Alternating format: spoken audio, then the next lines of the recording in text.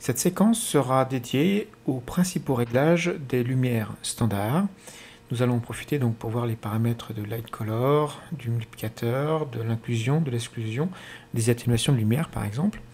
Et nous allons l'illustrer à partir de la scène décor Ghosty.max chargée dans 3ds Max 2008 qui gère depuis donc cette version un éclairage au pixel avec simulation de l'ombrage, tout cela d'une manière interactive, ainsi que de certains matériaux comme le Arch Design dans une moindre mesure.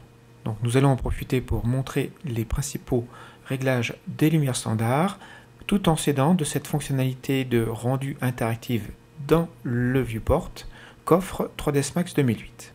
Donc pour ça, il va falloir activer plusieurs paramètres. Tout d'abord, en cliquant droit n'importe où dans le viewport de la scène, nous allons ici cocher dans Viewport Lighting and Shadows le Viewport Shading en Best si la carte graphique que l'on possède est de type SM3.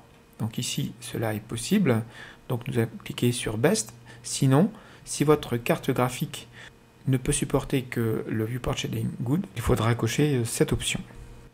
Et pour connaître le type de shading modèle que votre carte graphique est capable de supporter, il faut aller dans le menu Views, Diagnose Video Hardware, et ainsi, vous aurez dans GPU Shader Model Support le résultat du shading que votre carte graphique est capable de supporter, et connaître ici le type de qualité de shading que votre carte graphique est capable de produire.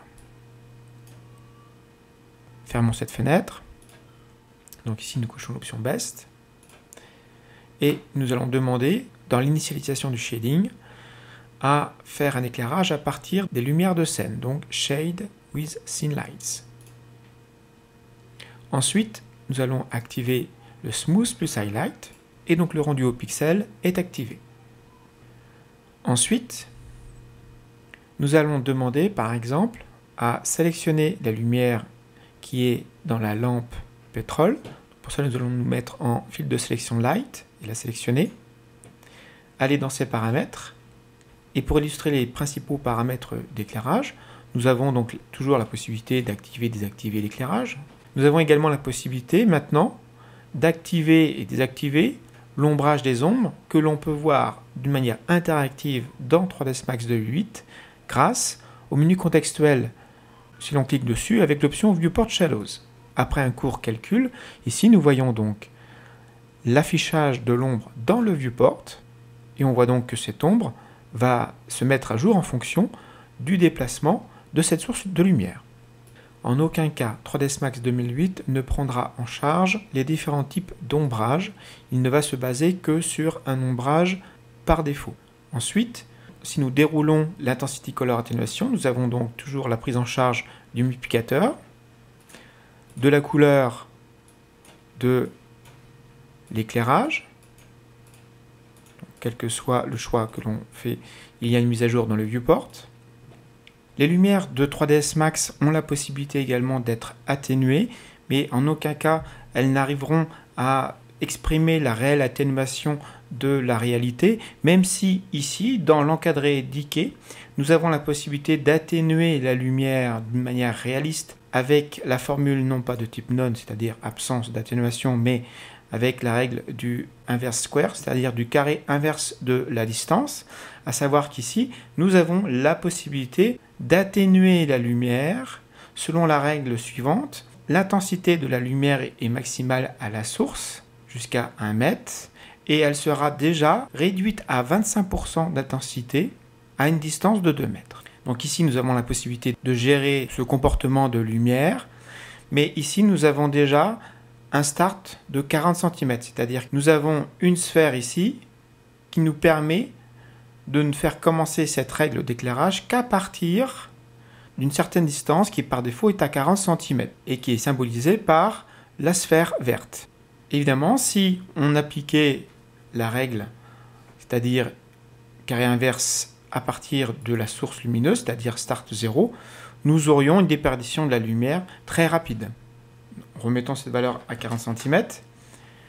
Et de toute façon, comme les lumières standards n'ont pas de comportement réaliste en tant que tel, puisqu'elles n'ont pas de puissance exprimée en watts, qu'elles n'obéissent pas à un comportement physique basé sur un intervalle de longueur d'onde situé entre infrarouge et ultraviolet, donc Ce decay au carré inverse de la distance n'est qu'une approximation.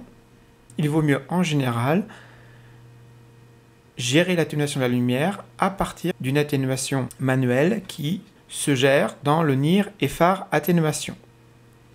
Donc ici, nous allons nous remettre en decay none et au contraire, gérer le phare atténuation qui est déjà géré ici grâce à la case use et une valeur exprimée entre start et end. Si on décoche la case use, on aura donc une absence d'atténuation manuelle. Donc ça veut dire que les lumières standards de 3ds Max ont un comportement de lumière irréaliste dans le sens où la lumière ne s'atténue pas en fonction de la distance. Donc il vaut mieux en général pour un éclairage local comme ici dans cette scène d'intérieur, cocher l'option use de phare atténuation, c'est-à-dire d'atténuation à partir d'une certaine distance qui commence avec la valeur start ici et on le voit grâce à la sphère de couleur beige et une valeur end basée sur la sphère de couleur marron. Donc on voit ici que l'atténuation se joue entre ces deux sphères. La valeur start indique que de la source de la lumière jusqu'à la sphère de couleur beige, l'intensité lumineuse est à son maximum. Et de la sphère start à la sphère end, la sphère donc de couleur marron, l'intensité de la lumière va de 100% à 0%.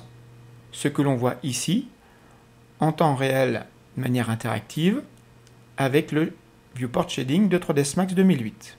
Il existe également une autre atténuation qui est l'atténuation de type NIR, c'est-à-dire ici que si on coche l'option Use, on a le même procédé que le phare atténuation, mais on peut simuler une absence d'intensité lumineuse à partir de la source, ce qui est en général plus rare et donc qu'on ne verra pas dans cet exemple de scène.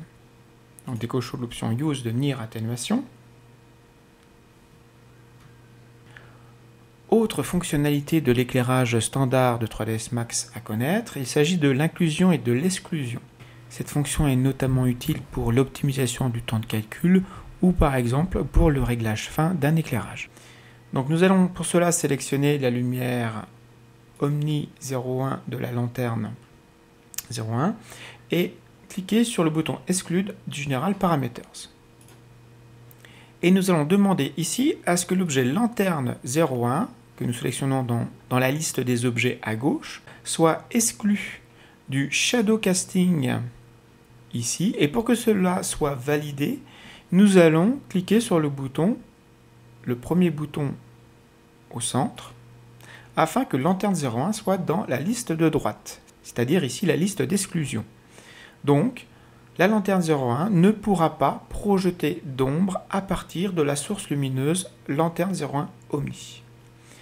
Donc ici, si nous cliquons sur OK et que nous lançons maintenant un calcul de région, ici, avec donc une région ciblant la lanterne 01 Omni, lançons un calcul avec le bouton OK,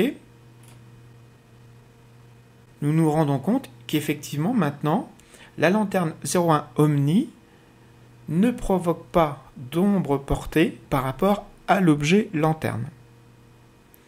Si nous souhaitons maintenant annuler cette option d'exclusion, il suffit de sélectionner l'objet lanterne 01 et cliquer sur le bouton du bas au milieu de ces deux fenêtres pour le réinclure dans la liste des objets qui doivent être illuminés et projeter une ombre. Il suffit maintenant de cliquer sur OK et de relancer le calcul région. Et nous nous retrouvons maintenant donc avec cette projection d'ombre. Voilà, cette séquence dédiée à l'étude des principaux paramètres de l'éclairage standard de 3ds Max est terminée.